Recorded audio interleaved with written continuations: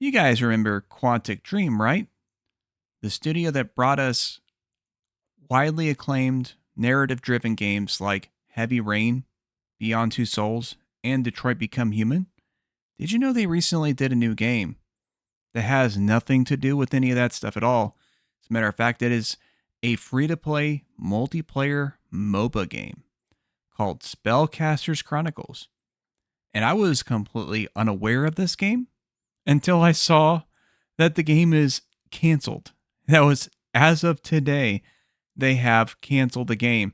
And this is, by the way, less than 3 months after the game originally launched, giving us those good old Highguard vibes. Good times indeed. So let's take a look at this here. They announced a discontinuation of Spellcasters Chronicles. They said in today's particularly challenging market environment, the game has not reached the audience needed to ensure its long term sustainability. We have therefore made the difficult decision to refocus our efforts on our other projects. This is absolutely brilliant. Absolutely brilliant. Because this is like the same old song and dance with these live service games. All of these games, you hear the constant stories. You're hearing people, of course, trying to outright say that Marathon's going to be dead in a couple months and all this stuff. I don't think that's going to be the case. But there is, funny enough, a lot of live service games that basically speed run their deaths. It's absolutely breathtaking to see this madness, and these companies are still pushing and pushing and pushing. The greed of the industry is the product of these games, a lot oftentimes not even heard of. These games that just get utterly annihilated and destroyed. There was I recently of course talked about Subnautica 2, which you can check out the video there. But did you know that there was a PUBG game, PUBG Black Budget, that also was like recently canceled? Or no, it's not Black Budget. That's a different game entirely. There was another PUBG based game. I forget what the name of it even was. But there was another PUBG game that got canceled. Let me look it up real quick here. Okay, what was it called? Yeah. PUBG Blind Spot. That's why it wasn't coming up on Steam, because they had already delisted it. Another one of these games, free to play, live service game, 5v5 top down tactical shooter. And it died off around 2 month mark. So this Spellcasters lasted a little bit longer than that, but not by much. But this does seem like it's the inevitable outcome for like almost all of these games nowadays. Everybody wants to push for that Fortnite money. And I guess you can't blame them, because it is a lot of money that those games are making. But even that has been in trouble. Don't you remember the story from a couple months back where they had to do a bunch of layoffs at Epic Games? They laid off over 1,000 employees in order to save $500 million in cost savings. That's because even Fortnite is not bringing in the money that it used to. I think we may be very well in the middle of a live service bubble pop.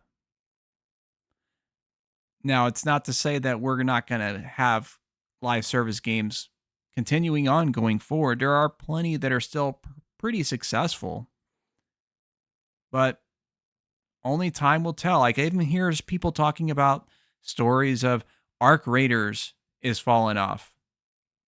Arc Raiders, that was like one of the most successful games of last year. And people thought that that was like going to really usher in the wave of the extraction shooters. And even that's starting to fall off. It's crazy. Why do you think that is? Why do you think that is? And Quantic Dream really has not had much success in general. You probably remember a little game called Dustborn. They got absolutely destroyed by the grifters because of the ridiculous premise and everything like that. A lot of ridiculous character designs, and everybody but the white male is a playable character in the game, of course, So it's obviously, this was like the poster child of the DEI game, essentially. And that was Quantic Dream. They didn't make it, they published it, bear in mind. But that was them. Not doing too hot. They got this other game, Under the Waves, which actually kind of looked somewhat like a game that was somewhat similar to Subnautica 2, albeit this one seems like to be a lot more narrative focused. Although this one actually looks pretty decent. But we already got a 90% off Steam sale, so it's probably not doing too hot in terms of sales figures if it's that cheap after this sort of time. But it's just sad to see, it's sad to see, like, heck, maybe is it just a live service pop, or could it be an industry pop in general? People are just, they're not appreciating what they've been given by these companies. I know it's tough to say, because there's still been a lot of good games out there. There really has, but it seems like everything that doesn't meet that mold, that doesn't sell those millions of copies, those games are just not selling, apparently. It's crazy. It's either you're a big winner or you're just going to lose. If you're not a big winner, and you're not a big winner right out of the gate at launch, your game is a failure. And that kind of sucks, because there used to be the room for the industry to have a lot of different players in the industry. There used to be all that going on. So this game's apparently going to be playable until June 19th. So that's a little less than a month away.